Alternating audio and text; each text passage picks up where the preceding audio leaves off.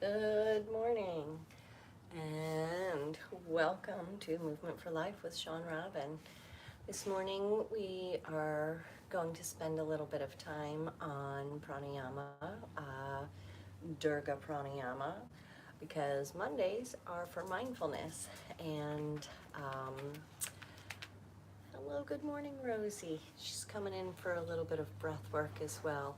So on Mondays, we're going to spend some time on some mindfulness, and through the month of December, we're going to be mindful about our breath work. Our movements are very reliant on our breath work.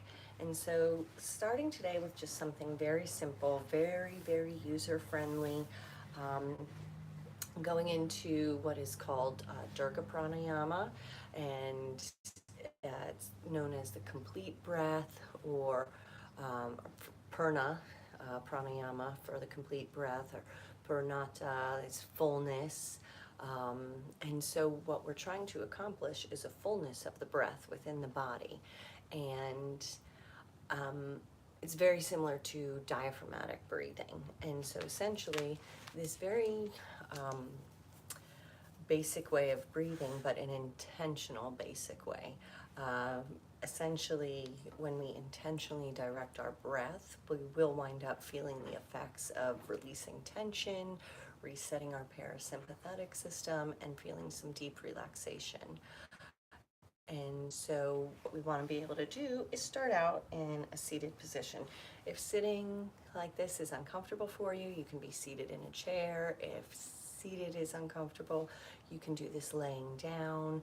You can do this standing up, because essentially we're using our lung space. And I say this whole area as our lung space. This includes our abdomen, but our diaphragm comes across the bottom of our rib cage here. And so our lungs, if we think of them coming all the way up here to the space of our clavicle and all the way through the rib cage, we're going to intentionally breathe into that space. And so I keep saying intentionally, because intentional is our mindfulness. Intentional is the chosen action we are working on to achieve our goals. So if our goal is to relax, then our action is going to be the intention of moving our breath into the spaces in our body that will help us obtain that relaxation. So again, finding a space that's comfortable for you, and you can have your eyes open. Personally, I prefer closing the eyes. Closing the eyes allows us to be a little bit more internal and stay in that space where maybe cutting out the visual of the external helps, where we can hear the external happening, but we're a little bit more present on the internal. And so when we think of our lung space, again, from our clavicle to the base here, the direction of our intention for our breath is, as we breathe in and out through the nose, it's going to come in. We want to think of filling up the space of the body at the base of the ribs. Okay, and then we're going to fill up the rest of the thoracic space. Thoracic is just our rib cage space, the ribs that meet the vertebrae, is our thoracic space, and then all the way up into the upper chest area, into those upper spaces, and really thinking about maybe if you can even expand through the neck here. So you're not actually breathing like a fish with gills, but if you wanted to imagine your breath coming into that space, sometimes that allows us to relax all of the tiny muscles that are holding on to tension. And so, again, the intention of our breath coming in, the intention of our breath going out. So we also kind of just can't, we're coming out of our autumn season, going into our winter, a little bit of a flavor of that I share in Qigong is that, we're shifting from taking energy and storing energy by cleansing and like kind of sweeping house, like a spring cleaning, we have a fall cleaning. And so really engaging our intentionality, bringing that breath in and then releasing it, letting go, bringing in universal abundance, letting go of all that has served us well but no longer does.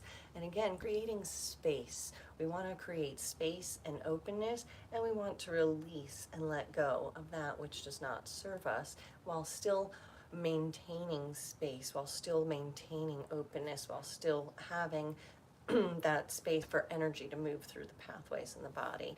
So here we go. We're going to close our eyes and let the hands relax wherever feel comfortable on the body. If you'd like to take one hand to the belly, one hand to the chest, so that way you can feel the breath moving into those spaces. Sometimes when we're new to these things, it's a little bit hard because we're not exactly sure, is this right or is this right? And so when we put our hands there, we can feel the breath coming in. So even just sitting here breathing, just take notice of where that breath is as it comes into the body. Do you feel it in that bottom hand, or do you only feel it in the top hand? And let's empty out the breath. We're going to exhale all the way.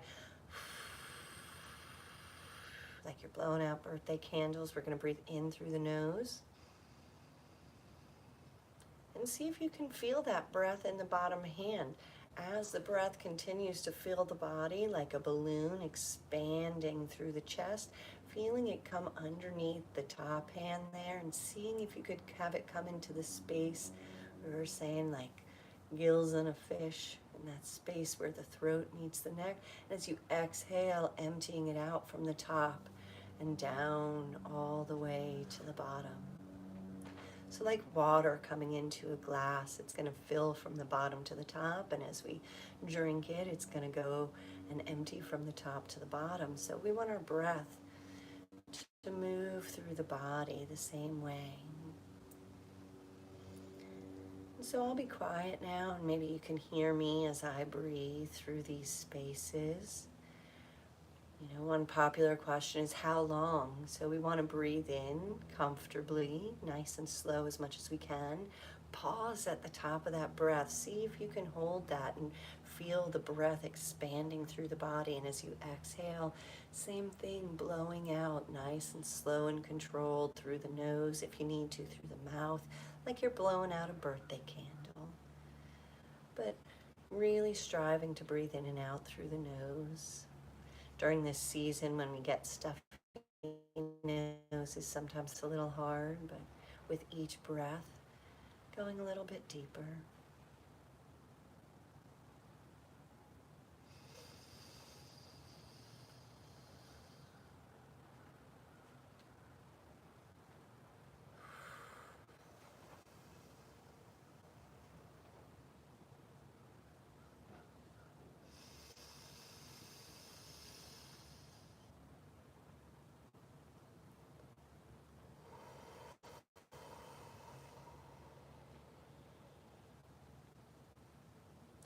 Maybe taking notice of the ears starting to clear. As you continue to go through these cycles, maybe take it about 3 to 5 minutes if you can. If you can only do 1 minute, that's a-okay. Taking the time to do this intentionally and consistently. So seeing if you could do this every morning for the next week. Feeling the lungs expanding, holding on to that space. Exhaling, nice and slow and controlled. But if we continue to practice this for the next week, then as we go into our next breath that I go through, which will be Kapalabhati. Actually, no, I'm sorry, we're going to work on Ujjayi next, because that's going to be a little bit deeper than this. But one more time, breathing it in, feeling the belly expand, feeling the hand expand at the base of the rib cage there, feeling the rib cage expand, feeling the clavicle space opening up, and exhale, trying to maintain that space, emptying it out. You can continue breathing like this for a few more moments. And so remembering that this is a great tool to express what Deepak Chopra refers to as the law of intention and desire. So when we align our focused intentions with the natural universal flow and we clarify our desires, we will wind up tapping into our creative power, and that allows for our deepest dreams to manifest. So again, that connection, let's open up our eyes here. If your eyes were closed, and we'll come back into our natural space of breathing.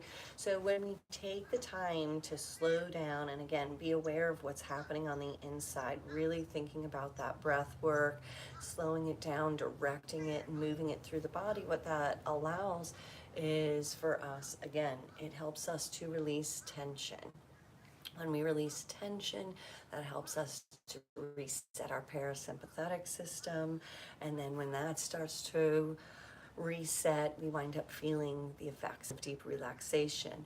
So, like I said, we're going to spend December working on a couple of different specific types of breath work, or in yoga, what's known as pranayama. And so today, again, this is Dirgha pranayama, also known as pranayama,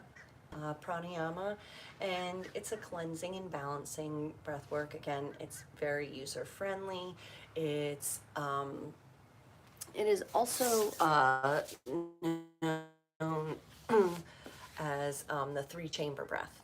So when we think of the body, the three chambers, chamber 1, chamber 2, chamber 3, the three parts, or the three-part breath.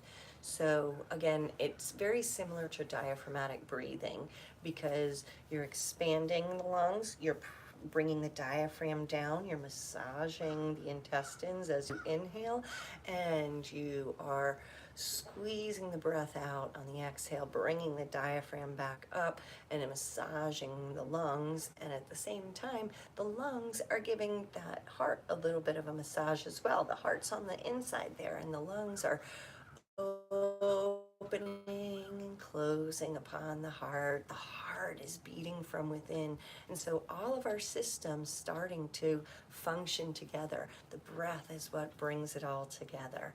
The mind brings the breath to where it needs to be.